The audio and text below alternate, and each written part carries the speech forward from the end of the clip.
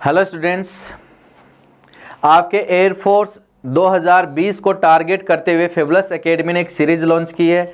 उस सीरीज में आपको फिजिक्स, टेक्निकल मैथ्स और इंग्लिश के आपके वीडियोस जो हैं फेबुलस एकेडमी के यूट्यूब चैनल पर प्रोवाइड किए जाएंगे।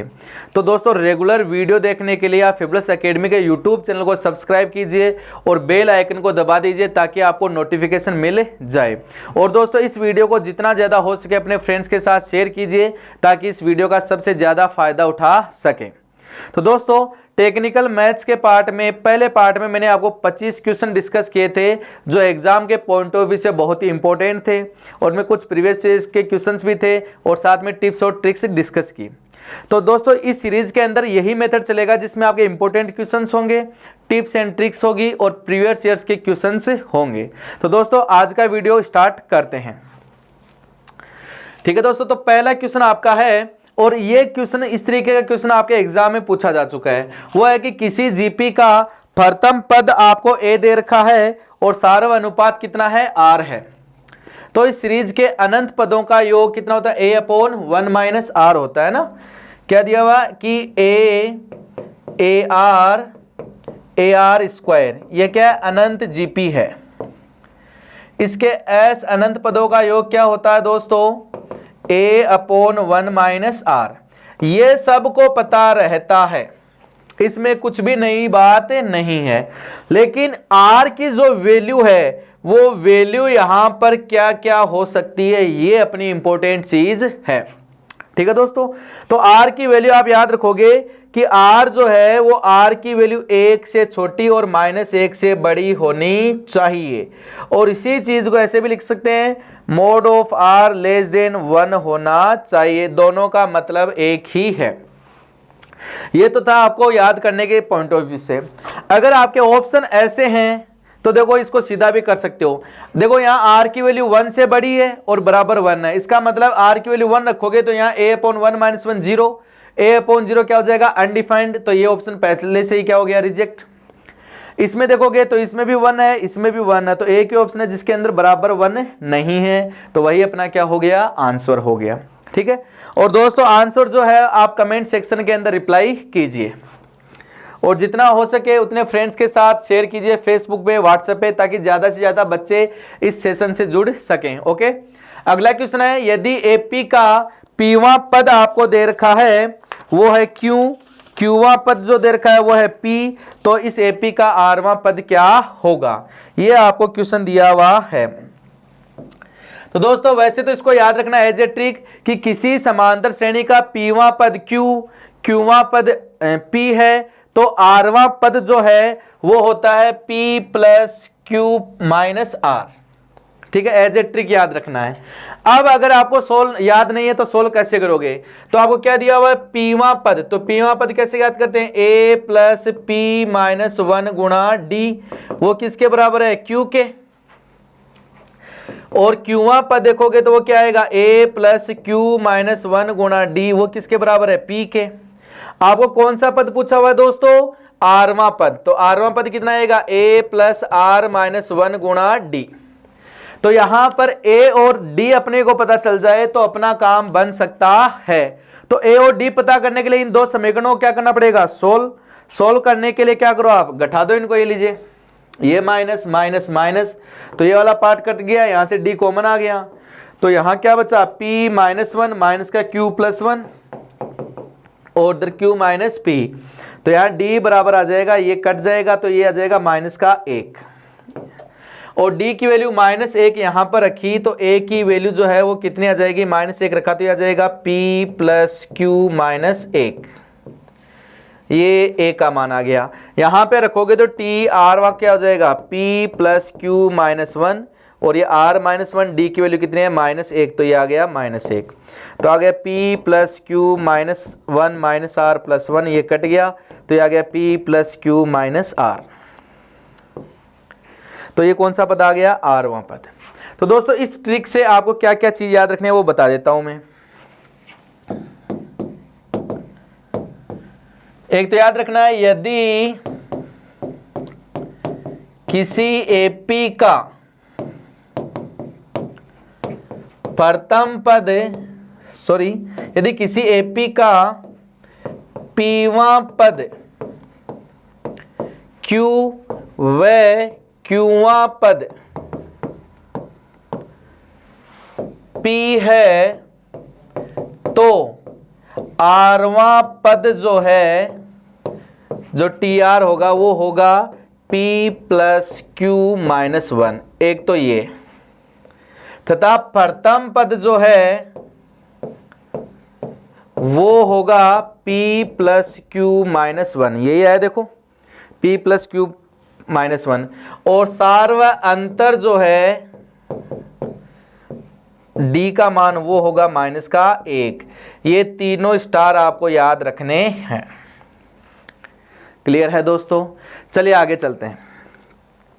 नेक्स्ट आपको लॉग का क्वेश्चन दे रखा है कि लॉग अंडरूट में बेस है अंडरूट अल्फा बीटा और आर्गुमेंट क्या है h। हर में बेस क्या है अंडरूट अल्फा बीटा गामा और आर्गुमेंट कितना है h। तो दोस्तों आपको याद होगा एक लॉग की प्रॉपर्टी होती है, क्या होती है कि बे लॉग ए बी होता है तो उसको क्या लिख सकते हैं, ऊपर वाला ऊपर और नीचे वाला नीचे। याद है कि नहीं? अगर ये प्रॉपर्टी यूज करोगे तो इसको क्या लिख सकते हैं, log H upon log under root alpha beta upon log H upon log में अंडरूट अल्फा बीटा और गामा। ऐसा करते देखो ये वाला पार्ट कैंसिल हो गया, ये ऊपर जाएगा तो ये वाला पार्ट हो गया log under root alpha beta gamma upon log under root alpha beta. अच्छा, अंडरूट को क्या लिख सकते हैं, 1/2। तो एक प्रॉपर्टी और होती है लॉग की,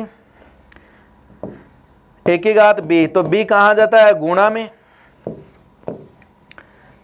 ठीक है, तो यहां से घात 1/2 गुणा में आएगी तो ये आ गया 1/2 लॉग अल्फा बीटा गामा और ये आ गया 1/2 लॉग अल्फा बीटा 1/2 से 1/2 कैंसिल, तो ये आ गया log alpha beta gamma upon log alpha beta. अब इस प्रॉपर्टी को उल्टा लिखोगे तो क्या लिख सकते हैं इसको, लॉग अल्फा बीटा गामा और बेस आ गया अल्फा बीटा। ये आपका क्या आ गया आंसर, सी ऑप्शन आपका यहां पर क्या है, करेक्ट है। क्लियर है? ये आपका था दोस्तों लॉग का क्वेश्चन। चलिए आगे चलते हैं। नेक्स्ट है आपका कि log 2x प्लस 5 और 6 माइनस एक्स के हलों की संख्या। ये भी दोस्तों आपका log का ही क्वेश्चन है। एक बार देख के इसको सोल्व कीजिए और क्वेश्चन आंसर जो है वो कमेंट सेक्शन के अंदर आप रिप्लाई कीजिए।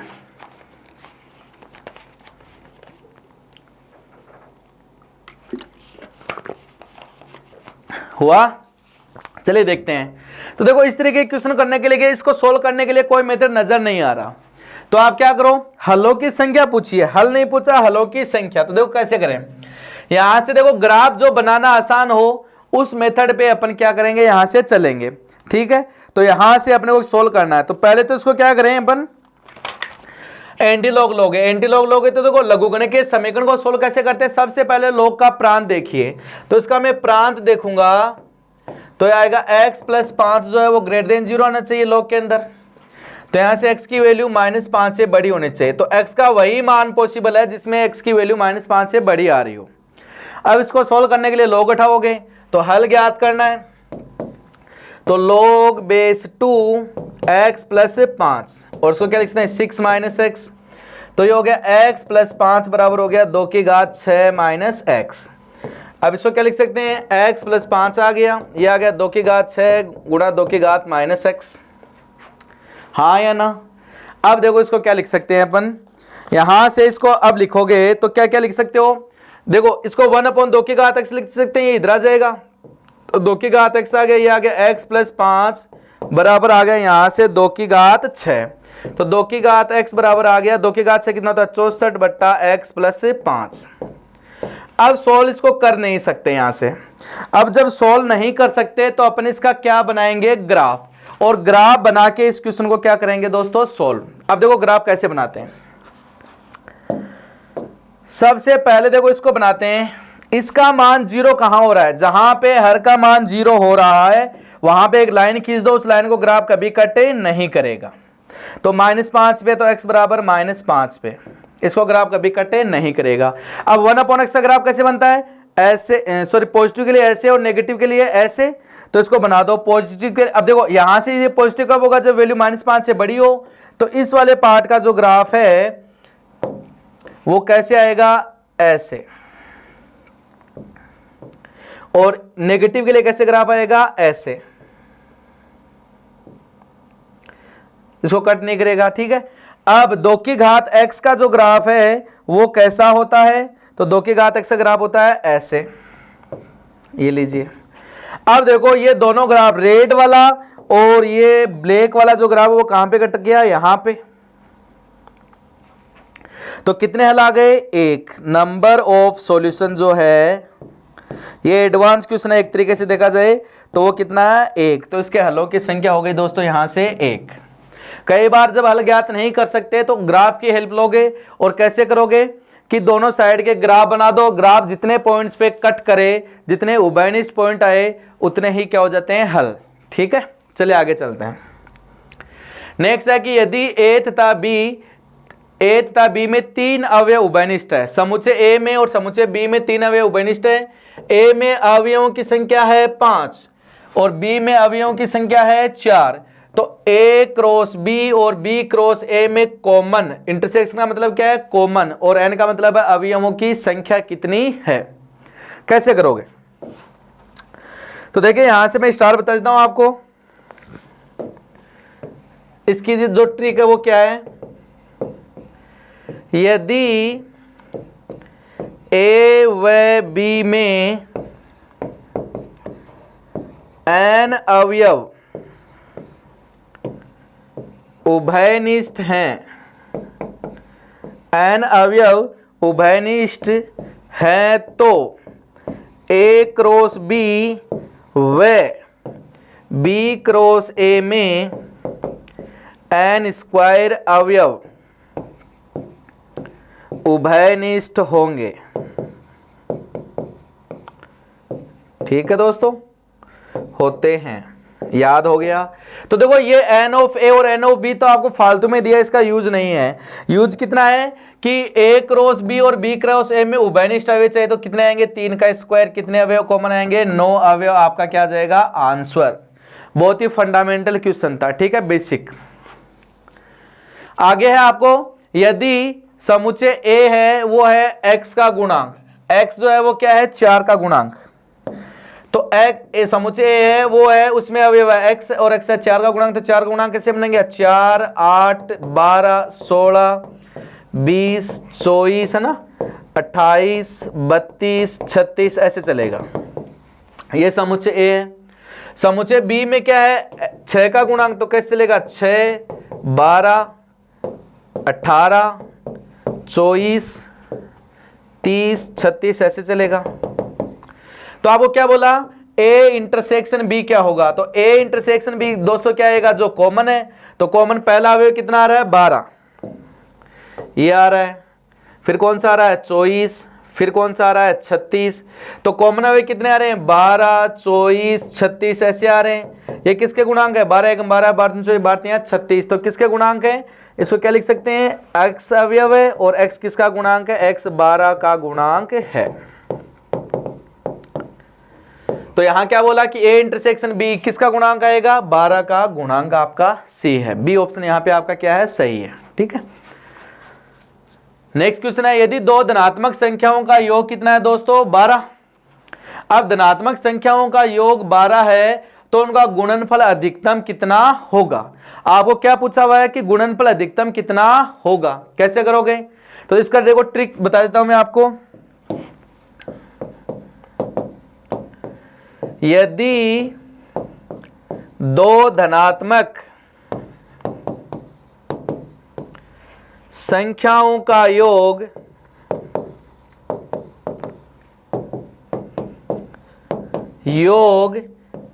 k है, तो उनका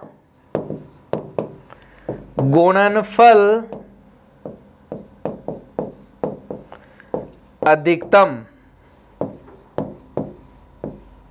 कितना होगा, कि वो संख्याएं क्या क्या होगी, तो अधिकतम गुणनफल होगा k/2 गुणा k/2, आधी आधी हो जाएगी वो संख्याएं, तो अधिकतम गुणनफल आ जाएगा k²/4 और वो संख्याएं होगी आधी आधी।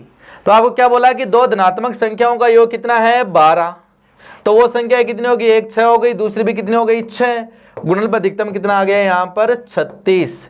तो कौन सा ऑप्शन सही है, बी ऑप्शन आपका यहाँ पर क्या है, करेक्ट है।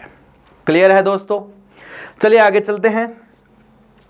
अगला, यदि 4 और 9 की बारंबारताएं क्रमशः कितनी है x, मतलब 4 जो है वो कितनी बार रिपीट हो रहा है x बार, 9 जो है वो कितनी बार रिपीट हो रहा है x - 1 बार, और उनका माध्य को x बार से लिखते हैं वो कितना है 6। तो यहां पर x का मान ज्ञात कीजिए। ये लीजिए, माध्य को किसी और सिंबल से लिख देते हैं, माध्य लिख देते हैं, माध्य 6 है तो x का मान ज्ञात कीजिए। तो बारंबारता में क्या करते हैं, गुणा करके जोड़ देते हैं। ये लीजिए 4 गुणा x और 9 गुणा x - 1, और पद कितने आ जाएंगे, ये तो x पद है, ये x - 1 है, तो पदों की संख्या x और x - 1 ये भाग दे दिया, बराबर 6 है। ये आ गया 4 और 9 13x - 9, और ये आ गया 6 गुणा 2x - 1, तो ये आ गया 13x - 9, और ये आ गया 12x - 6, ये कट गया, x बच गया, और इधर आके कितना हो गया 3। तो x का मान दोस्तों यहां से कितना आएगा 3। क्लियर है, ये आपके सांख्यिकी का क्वेश्चन है दोस्तों। सांख्यिकी वाला जो चैप्टर उसको पढ़ के जाइएगा, कई बार, हर एक बार लगभग 90% केसेज में वहां से एक क्वेश्चन डेफिनेटली आपका आता है, तो उसको छोड़ना नहीं है। आगे, यदि कोई फलन है एक्स वाई सी जो अवकल समीकरण इसका हल को संतुष्ट करता है, कौन सा है। तो दोस्तों इसका हल ज्ञात करना है, तो हल ज्ञात करने के लिए क्या करोगे, अंदर गुणा करवा दो। ये आ गया x dx minus x dy plus y dy और माइनस y dx बराबर 0।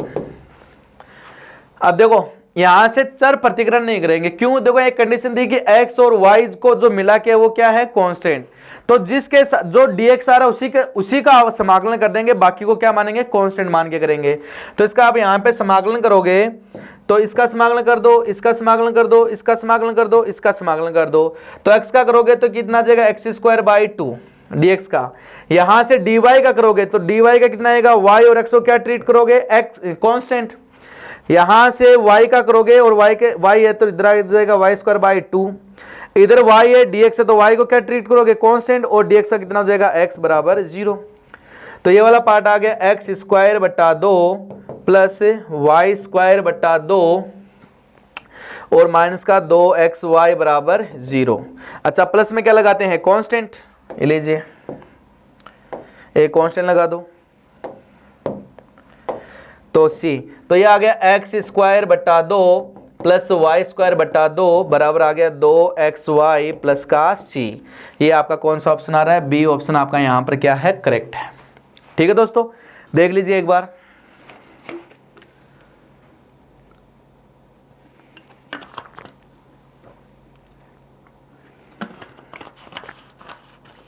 चलिए आगे चलते हैं। तो नेक्स्ट है आपके लिमिट का क्वेश्चन। अब दोस्तों लिमिट का क्वेश्चन करने के लिए आप पहले डायरेक्ट अप्लाई करोगे, डायरेक्ट अप्लाई करोगे तो 3 की घात 0 1, 3 की घात 0 1, 1 प्लस 1 2, 2 माइनस 2 0 बटा 0, तो क्या लगा दोगे dl। तो इसकी ट्रिक क्या हो गई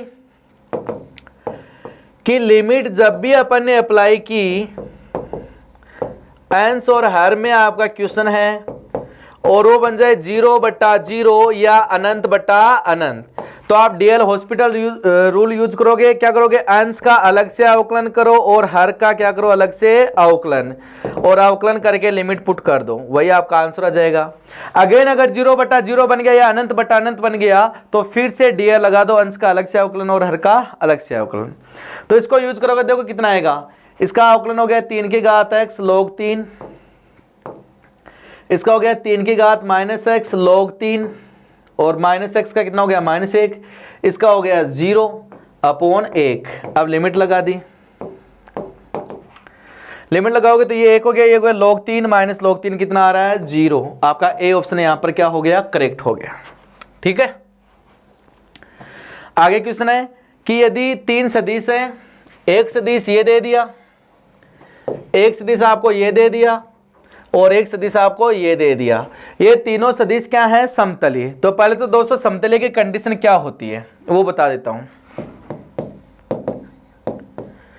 कि यदि ए वेक्टर आपको दिया जाए a1 i cap, b1 j cap और c1 k cap, B vector दे दिया जाए a2 i cap, b2 j cap और c2 k कैप, और सी वेक्टर दे दिया जाए a3 i cap, b3 j cap और c3 k कैप।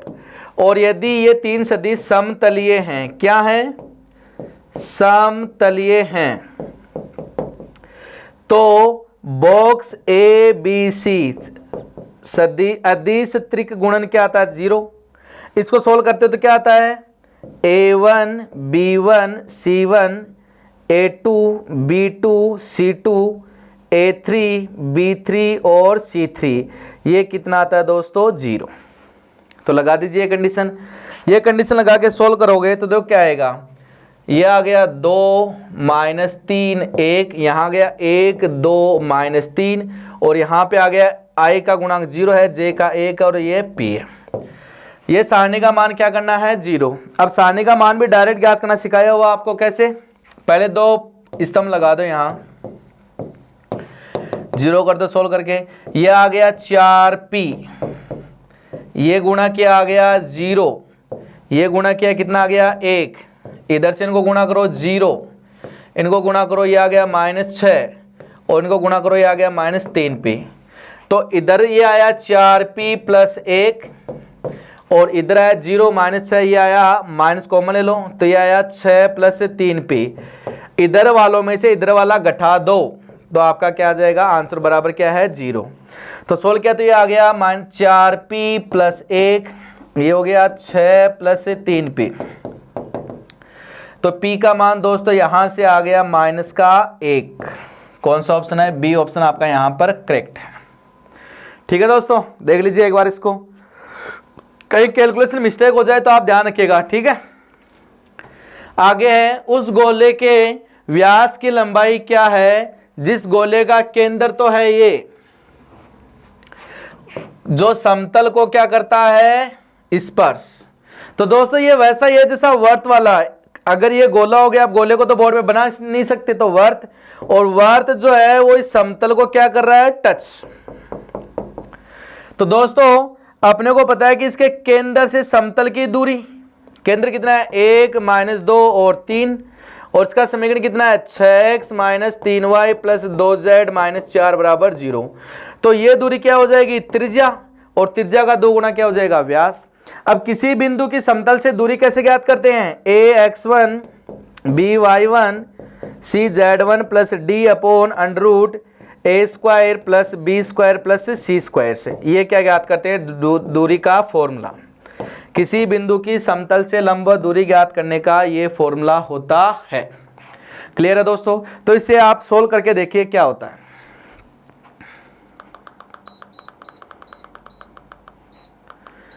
ठीक है, तो कीजिए क्या आएगा। तो यहां से तो बिंदु है वो रखा है यहाँ 6 गुणा 1, फिर 3 गुणा -2, फिर 2 गुणा 3 -4 बट्टा 6 का स्क्वायर -3 का स्क्वायर और 2 का स्क्वायर का वर्गमूल। ये आ जाएगी दूरी। ये लीजिए, ये आ गया 6 + 6 12, 12 × 6 18, 18 - 4 14, ये 36 और 4 40, 49 का वर्गमूल 7, 14/7 कितना आ गया? 2 इकाई। आपका बी ऑप्शन यहाँ पर क्या है दोस्तों? करेक्ट हो जाएगा। ठीक है, ये आपका 3D का क्वेश्चन है। आगे आपको दे रखा है समीकरण के मूल क्या होंगे। तो दोस्तों इस क्वेश्चन को तो बाई ऑप्शन से कर लो। देखो कैसे, मैं यहां से रखता हूं पहले 0, जो ऑप्शन संतुष्ट कर जाएगा वही अपना क्या हो जाएगा? आंसर। तो पहले 0 रखा तो ये 0, ये -0, 0 - 0 0 0 -6 -6 का मोड 6 आएगा। इधर 0 + 2 कितना आएगा? 2 बराबर नहीं है। मतलब 0 रखने पे ये क्या आ रहा है? संतुष्ट नहीं हो रहा। तो 0 वाले दोनों ऑप्शन क्या हो गए? रिजेक्ट। अब क्या करें? अब आगे देखो, इसमें 4 है, इसमें भी 4 है, तो 4 नहीं रखूंगा। इसमें 2 है, इसमें 1, अच्छा इसमें -2 है, इसमें -2 है, तो मैं ये भी नहीं रखूंगा क्योंकि दोनों में सेम आ रहा है। तो मैं जो डिफरेंट है वो रख दूंगा। या तो 1 रखो या 2 रखो, तो मैंने 1 रखा, 1 का स्क्वायर 1, 1 माइनस 1 0, 0 माइनस 6 कितना आएगा 6, 6 माइनस 6 का मोड 6, इधर 6 आ रहा है, इधर कितना आया 1 प्लस 2 3, तो 6 बराबर कितना आ रहा है 3 आ रहा है क्या, नहीं गलत है, तो ये भी क्या हो गया गलत, तो ये अपना क्या हो गया आंसर। क्लियर है दोस्तों। आगे देखिए 25 cosec square x plus 36 sec square x का न्यूनतम मान, इसको टेन और कोट में बदलिए, टेन और कोट में बदलोगे तो देखो ये आ जाएगा 25, ये आ गया 1 प्लस कोट स्क्वायर एक्स, और ये आ गया 36 1 प्लस टेन स्क्वायर एक्स, ये आ गया यहां से 36 टेन स्क्वायर एक्स बन गया, ये बन गया 25 कोट स्क्वायर एक्स, और ये 36 प्लस 25, तो 36 और 5 41 51 61, ये आ गया 61, ये है इसका न्यूनतम मान चाहिए। तो दोस्तों आपको एक कंसेप्ट बता रखा है फलन के अंदर एपीजीपी का कंसेप्ट, तो एएम अर्थमेटिक मीन जो है वो ग्रेटर देन इक्वल टू क्या होता है ज्योमेट्रिक मीन, ये आपकी ट्रिक है। अर्थमेटिक मीन कैसे ज्ञात करते हैं, जितने पद हैं उन सब को जोड़ के डिवाइड बाय एन कर दोगे तो क्या आ जाएगा एएम। जीएम कब आता है, जितने पद हैं उनको गुणा करवा के आप पावर 1/n कर दोगे तो आ जाएगा जीएम। अब ये कंसेप्ट यहां कब लगेगा कि जितने पद हैं ऑल टर्म्स जो हैं वो पॉजिटिव होना चाहिए और प्रत्येक पद का गुणा जो है, सभी का गुणा जो है वो अचर आना चाहिए, तब ये ट्रिक यहां पे यूज हो जाएगी। अब देखो ये तो 61 तो अलग कर दो एक बार, कांस्टेंट है, इन दोनों का गुणा करवा के देखो, टेन स्क्वायर गुणा कोट स्क्वायर कितना होता है, एक तो गुणा क्या आ रहा है अचर, ये लग गया, और प्रत्येक टर्म क्या है पॉजिटिव, तो ये भी कंडीशन सेटिस्फाई कर रहा है, इसका मतलब AM greater than equal to क्या कर दूं जीएम। तो दो पद हैं, तो दो पद है तो दो पदों का क्या करूंगा मैं योग, तो आ गया 36 टेन स्क्वायर एक्स और 25 कोट स्क्वायर एक्स बट्टा क्या कर दिया 2 और ग्रेटर देन इक्वल टू इनका गुणा। अब दो पद हैं तो क्या आ जाएगा पावर 1/2, ये टेन स्क्वायर से कोट स्क्वायर कट गया, 36 का वर्गमूल कितना आ गया 6, 5 का आ गया 25 का आ गया 5, तो 6 पंचे 30 और 2 इधर आ जाएगा तो 60 हो गया। कितना हो गया दोस्तों 60, यहां 61 जोड़ा तो ये तो अपना फलन बन गया, इधर भी 61 जोड़ा तो ये कितना आ गया 121, आपका यहां पे क्या आ रहा है आंसर। तो डी ऑप्शन आपका यहां पर करेक्ट है। दोस्तों ये इंपॉर्टेंट कंसेप्ट है, इसको याद कर लीजिए, इसको लिख लीजिए, अगर किसी को याद नहीं है तो परिसर भी ज्ञात करेंगे, अगर इसका परिसर पूछ लिया जाता तो न्यूनतम मान कितना है दोस्तों 121 और अधिकतम मान कितना जा सकता है अनंत पे, तो इसका परिसर है क्लोज इंटरवल 121 कोमा अनंत, और अनंत पे क्या लगाते हो ओपन ब्रैकेट, तो परिसर भी पूछा जा सकता है। चलिए नेक्स्ट क्वेश्चन है सम्मिश्र संख्या का मापांक। तो मापांक याद करने के लिए देखो पहले इसको थोड़ा सा हल करो, तो 1 प्लस 2 आयोटा, इसको ओपन किया तो ये आ गया 1 प्लस आयोटा स्क्वायर, फिर माइनस का 2 आयोटा, ये आयोटा स्क्वायर कितना होता है -1, ये कट जाएगा तो ये आ गया z बराबर 1 प्लस 2 आयोटा और ये 1, ये कट गया माइनस माइनस प्लस तो 2 आयोटा, ये तो वैसे ही कट रहा है, ये तो वैसे ही कट रहा है, z बराबर कितना आ गया 1 और इसका मोड ज्ञात करोगे तो कितना आएगा 1 आएगा, सी ऑप्शन। ठीक है आगे tan 75 प्लस कोट 75 का मान, ये क्वेश्चन दोस्तों ऐसा आ चुका है एक बार, देखिए इसको साइन कोस में बदल दो, अगर आपको 75 के वैल्यू याद है तो वैल्यू पुट कर दो, और अगर याद नहीं है तो साइन कोस में बदलो, साइन कोस में बदलोगे तो क्या आएगा साइन 75 कोस 75। अच्छा इसको कोट 75 को क्या लिख सकते हैं tan 15, और tan 15 को साइन कोस में लिखोगे तो यह आ जाएगा साइन 15 बटा कोस 15। ठीक है अब लघुत्तम लेके इसको क्या कर लो सोल्व, तो ये इधर जाएगा तो ये कितना आ जाएगा 2 साइन 75 सॉरी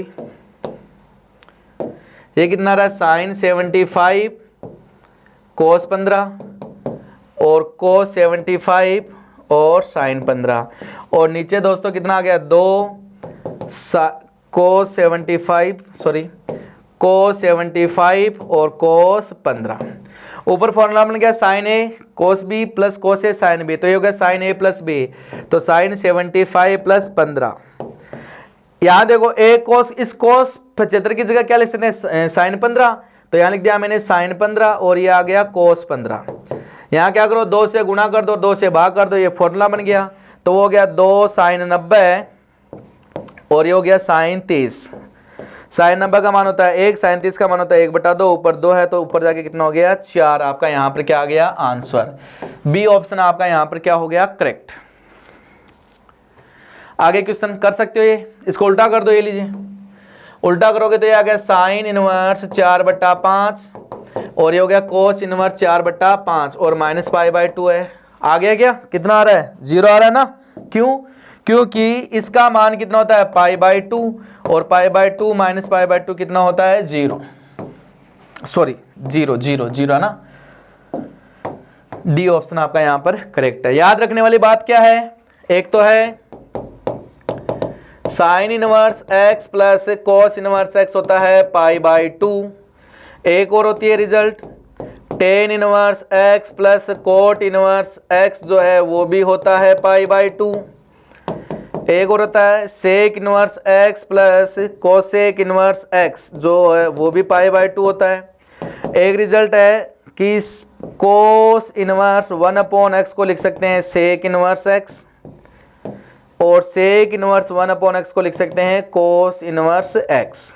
ऐसे ही साइन इनवर्स 1/x को लिख सकते हैं कोसेक इनवर्स x और कोसेक इनवर्स x को लिख सकते हैं 1/x को लिखते हैं साइन इनवर्स x। ऐसे ही टेन इनवर्स 1/x को लिख देंगे कोट इनवर्स x और कोट इनवर्स 1/x को लिख देंगे टेन इनवर्स x। ओके, चलिए आगे चलते हैं। नेक्स्ट है समीकरण निरूपित करता है, सीधा सा है, वर्त को कर नहीं रहा, क्यों, क्योंकि दोनों के गुणांक बराबर होने चाहिए, तो वर्त तो रिजेक्ट हो गया। ये तो सिंपल वाला है ना, एक्स स्क्वायर और वाई स्क्वायर ही है, तो एक्स स्क्वायर और वाई स्क्वायर दोनों है, तो या तो वर्त हो सकता है या आपका दीर्घवर्त हो सकता है या अतिपरवलय। वर्त कब होगा, जब एक्स स्क्वायर और वाई स्क्वायर का गुणांक बराबर हो और प्लस का चिन्ह होता है वर्त होता है। परवलय कब होगा, जब एक चर जो है वो क्या हो आपका सिंगल घात में हो, तो परवलय भी नहीं है। अब दीर्घवर्त और अतिपरवलय में गए तो दीर्घवर्त में प्लस आना चाहिए है ना, और अतिपरवलय में माइनस का फर्क आना चाहिए, तो इसमें प्लस नहीं आ रहा माइनस आ रहा, तो क्या हो गया अतिपरवलय, ये भी रिजेक्ट। ठीक है, मैंने सोल्व नहीं किया, सिर्फ रिजेक्शन यूज किया है। आगे क्वेश्चन है, इस बात की क्या प्रायिकता है कि किसी वर्त का एक आंतरिक बिंदु उसकी परिधि की अपेक्षा केंद्र के अधिक समीप है। ये प्रायिकता का क्वेश्चन है, ऐसा क्वेश्चन एक बार पूछा जा चुका है। इसको बोलते हैं एरिया प्रोबेबिलिटी। क्या बोलते हैं दोस्तों, एरिया प्रोबेबिलिटी। तो क्वेश्चन क्या बोलता है कि इस बात की क्या प्रायिकता है कि किसी वर्त का एक आंतरिक बिंदु, वर्त के अंदर एक बिंदु है जो उसकी परिधि की अपेक्षा उसके केंद्र के अधिक समीप हो। परिधि की अपेक्षा केंद्र के क्या चाहिए पास। अब दोस्तों बिंदु केंद्र के पास कब आएगा, जब वो देखो त्रिज्या कितनी है r, जब आधी त्रिज्या का वर्त बने, कितनी त्रिज्या का वर्त बने आधी, तब इस आधी त्रिज्या के वर्त में होगा तो यहां बीच में मिडिल पॉइंट आएगा, तो यहां तो दोनों तरफ से दूरियां क्या हो जाएगी बराबर।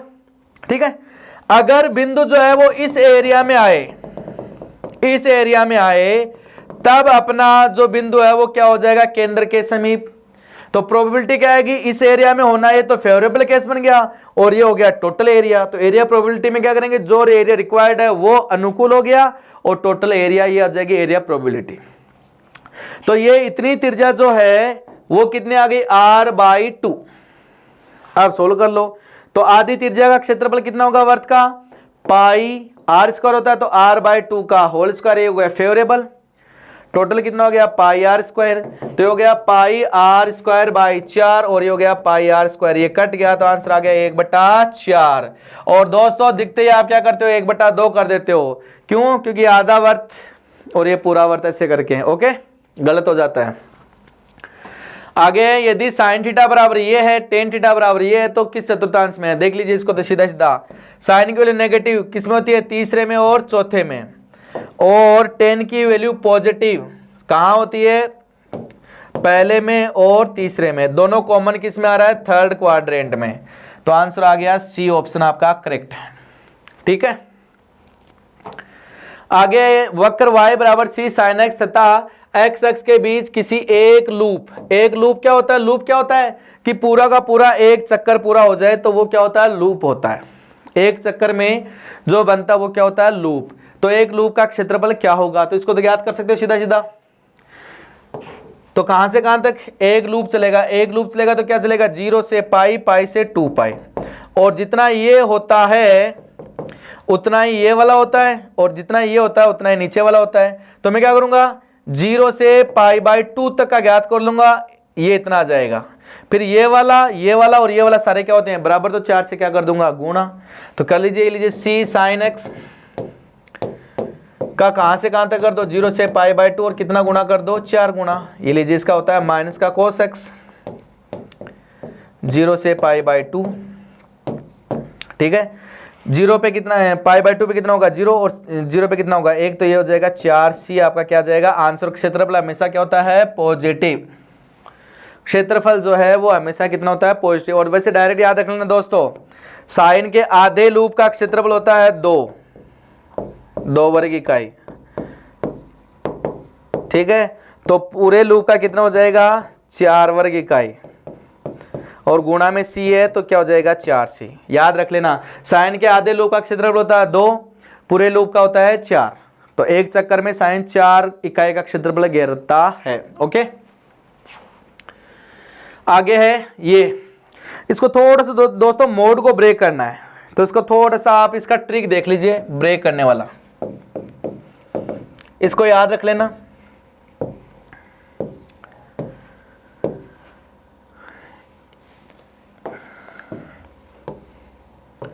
ये है पाई बाई 4, और ये पाई प्लस पाई बाई 4, तो 5 पाई बाई 4 है ना, और इधर से जा रहा है पाई माइनस पाई बाई 4, तो 3 पाई बाई 4, और 2 पाई माइनस पाई बाई 4, तो 7 पाई बटा 4।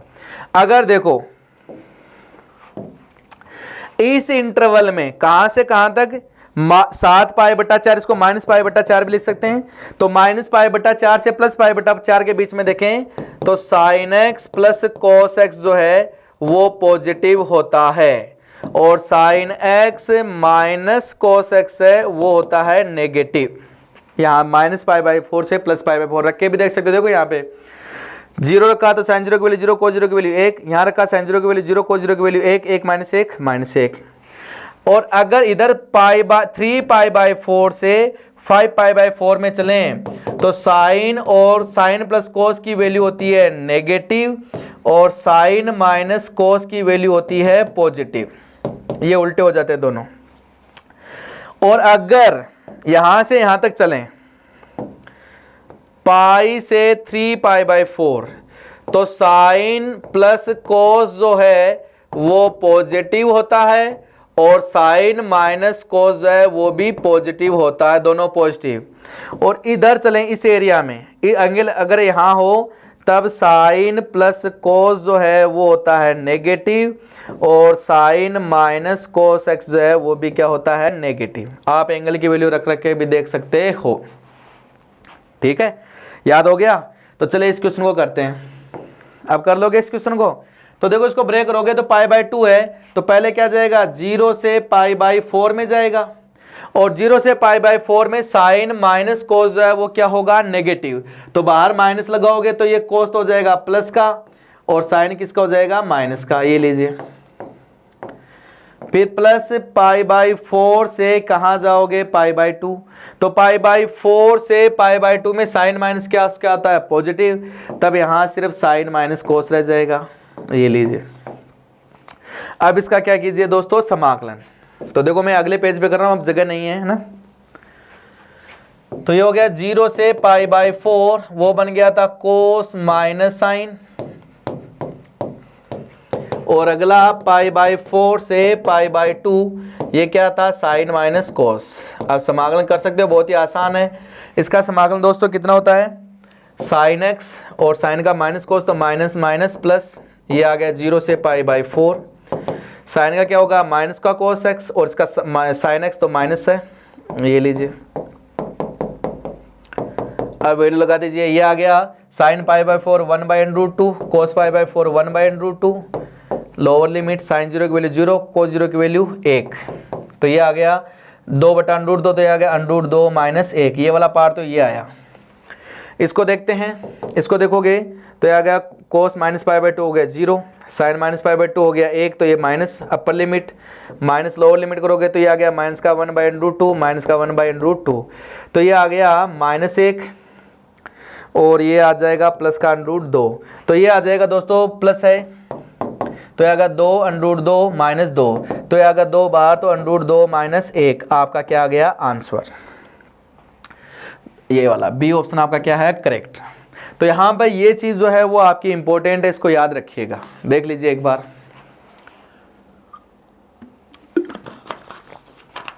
ठीक है। चलिए आगे चलते हैं। नेक्स्ट है ये वाला प्रांत। अब दोस्तों अगर वर्गमूल के अंदर, इसकी ट्रिक क्या है, ये एसएमई का क्वेश्चन है कि वर्गमूल के अंदर कोई फलन है तो ये परिभाषित कब होगा, जब अंडरूट वाला क्या हो 0 या 0 से बड़ा। बस तो सोल्व कर लीजिए। ये आ गया 2 - x और x - 3 जो है वो 0 या 0 से बड़ा होना चाहिए। एसएमई को सोल्व करने के लिए x का गुणांक क्या बनाते हैं, पॉजिटिव, तो माइनस कॉमन ले लिया। अब दोस्तों अगर किसी को ये चीजें नहीं आती है, एसएमई का वगैरह सोल्व करनी नहीं आती है, तो आप दोस्तों फेबुलस एकेडमी का ऐप जो है गूगल प्ले स्टोर से डाउनलोड कीजिए और वहां पे कोर्स का सब्सक्रिप्शन ले लीजिए। वहां सारी चीजें आपकी डिटेल में बताई हुई है, ठीक है। और यूट्यूब जो है उस पर भी हम कुछ वीडियो डाल रहे हैं ताकि वहां पर भी बंदे आप लोग स्टडी कर सकते हो, ठीक है। तो चलिए स्टार्ट करते हैं। माइनस से गुणा करोगे तो एसएमई का चिन्ह क्या हो जाएगा, चेंज, और लेस देन 0 होती है द्विघात समीकरण होती है, तो आंसर आता है मूलों के बीच में। कहां आता है, मूलों के बीच में, ये लीजिए। तो आंसर आ गया 2 से 3 और बंद अंतराल है तो क्या जाएगा बड़ा कोष्टक, ठीक है।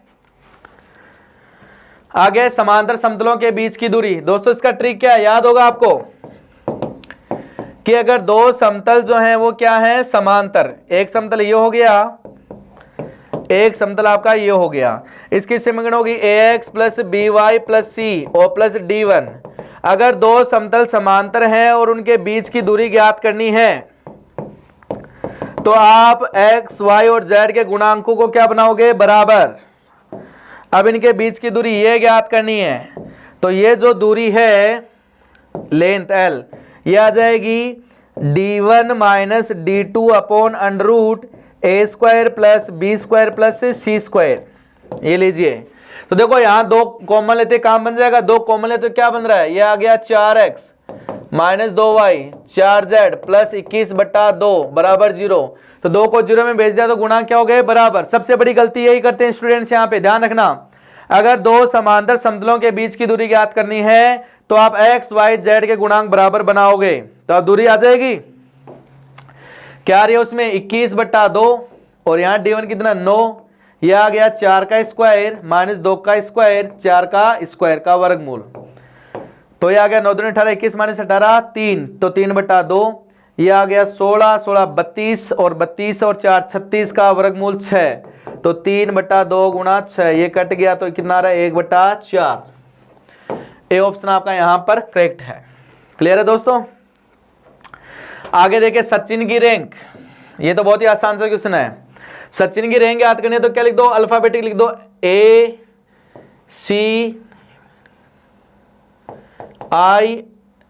ACINS, ऐसे बनेगा।